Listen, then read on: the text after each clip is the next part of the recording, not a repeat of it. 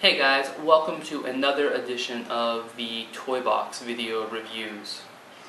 Alright, today I'm going to be talking to the collectors out there. I want you to think back to when you first started. Now, when you did, how many toy lines were you collecting at that time? I know for myself, I got back into toys and I decided to start collecting DC classics. And specifically, I wanted to collect all the Justice League figures, which I'm slowly doing. But the funny thing is, toy collecting is a lot like crack, isn't it? You can't stop at one line. Last year I started with the Justice League. Now I'm collecting He-Man, I'm collecting Mini-Mates, I'm collecting Marvel Universe. And that brings me to what we'll be talking about today. This is my newest obsession. Tron. For any of you that were on the original blog, you probably saw a video review that I did of the original Tron movie, and I hated it.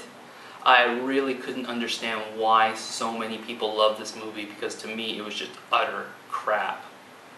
That in mind though, I did decide to go see the new 3D movie over Christmas, and I was blown away by it. I just loved the whole thing. And I knew, the minute I came out of the theater, I knew that I had to start collecting the toys. So, I think I saw the movie around the 20th, and that's a bad time to be buying any kind of toy because Christmas is so close. So today we're going to be looking at 3 of the toys that I picked up from the Tron series. The first that I found at an awesome store in London called The Entertainer is the 3-inch Rinsler figure. And for anyone who doesn't know, the secret behind Rinsler in the movie is shocking. Well, not really. It's kind of predictable. But it was still really cool to find out who he actually was. Rinsler was the bodyguard for Clue, who we'll get to in a little bit. And I wanted to find the deluxe version, but he just wasn't around at the time.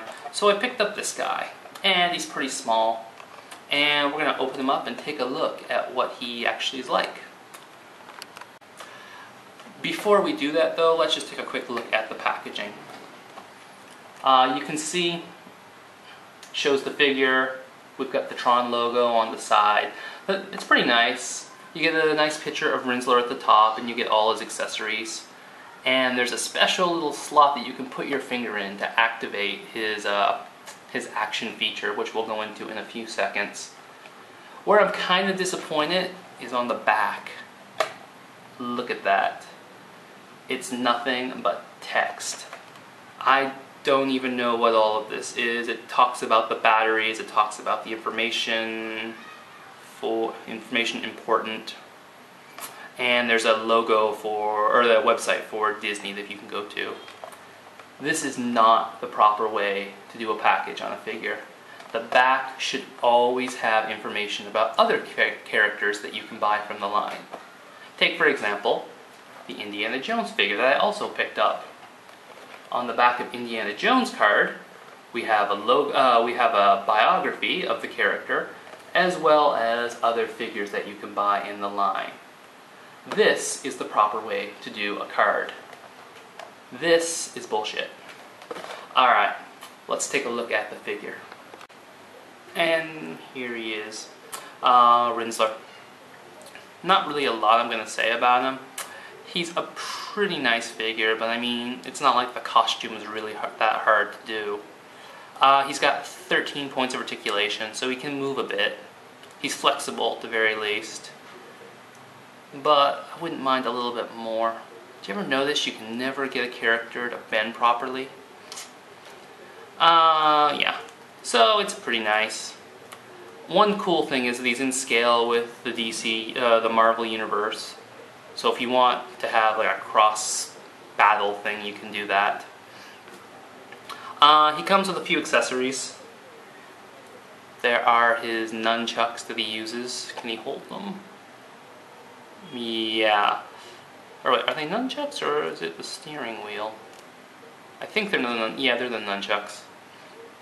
They don't bend though, so it doesn't look all that impressive. He also comes with the batons, which I think he used at some point in the movie. Yeah, they're just basically two small pieces of plastic. Again, it's little things, I guess. And most importantly, he comes with the TRON identity disc. And not just one, but 2 discs. And if you've seen the movie, you know where the second disc comes from. Sadly, they don't go on his back. I've been trying to put it on, but it won't fit, which is kind of a shame. And the last thing he comes with is a stand that you can display him on. The stand is pretty nice. It's actually a lot nicer than the Marvel Universe ones. Can he actually go on it though? That's the thing. Yeah. Like all toys, you have to kind of force it on the pegs. But yeah. Displays him nicely. The most important feature, I guess, would be the light up feature that he has, and there's an instruction manual for it, which is very, very long, which is strange because all you have to do is push the button and he lights up like that. It's cool, and to be fair, this is marketed at like what, 7, 8, 9-year-old kids. They probably like it. I used to like my old Cyclops figure with the light up eye, so yeah, it's cool, but it gets boring kind of quick. Alright, let's look at the second thing that I bought. Now, if you like Tron, one of the most iconic things about Tron is the identity disc. And I found one of these at a comic shop of all places. It is the Sam Flynn Tron identity disc. Now there are 2 kinds. There's a standard and there's a deluxe. I looked everywhere for the deluxe and I couldn't find it, so I had to settle for the standard, which was fine. I mean, this was only like £5. So I'm happy with the price point. Let's take a look at it. Open it up here. Oh, the boxes are always the hardest part. Oh. I should have left it in the box. It doesn't look as good. Alright, so just one more sec. Here is the identity disc with plastic pieces that won't come off. Like I said, it looked a lot nicer in the package. This part's nice, but if you turn it around, yeah, it looks pretty cheap. To be fair, it's nothing but a Frisbee. I'm actually thinking about taking it out tonight and playing with it with the dog. It would have been nice if there were some lights or something on it, but I guess that's in the deluxe model. Still, if you want to do a cosplay with Tron, maybe. It looks good. Do I look like I belong in the game?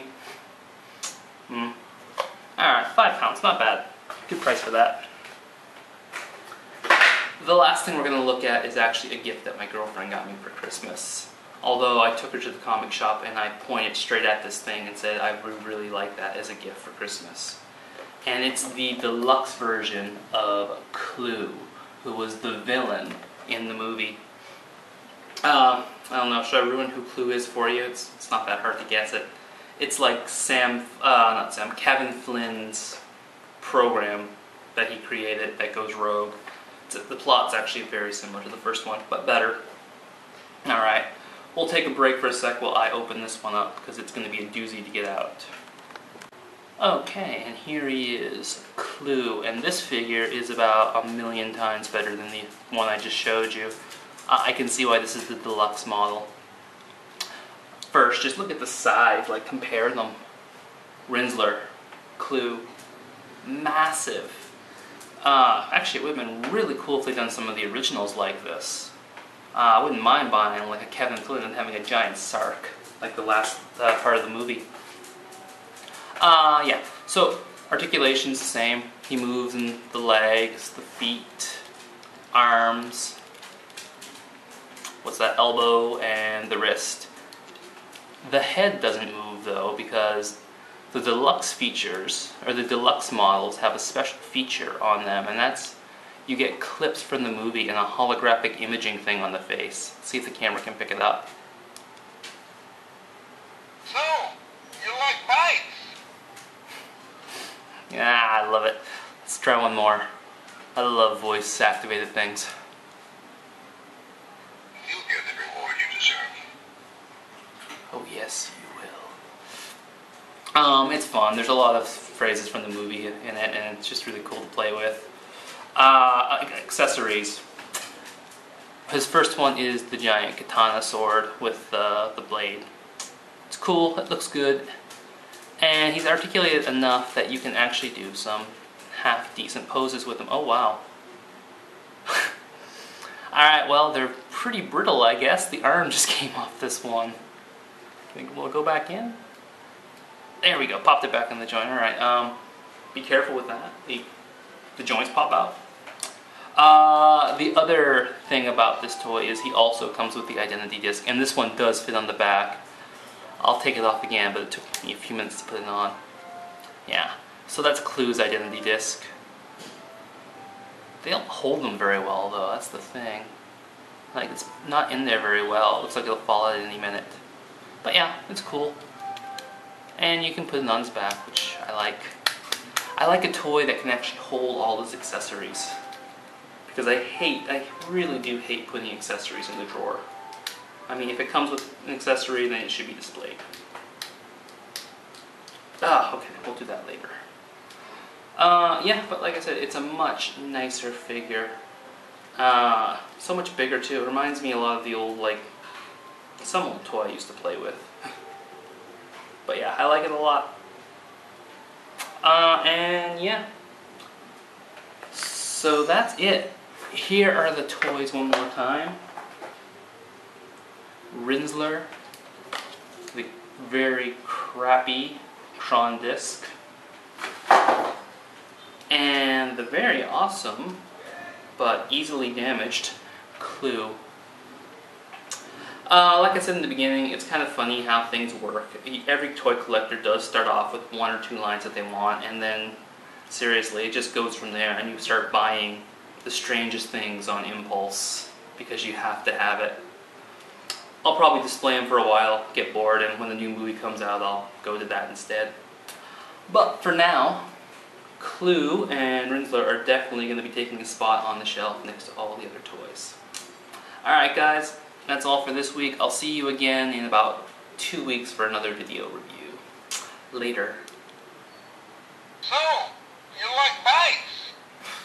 Strange way to end off, but alright.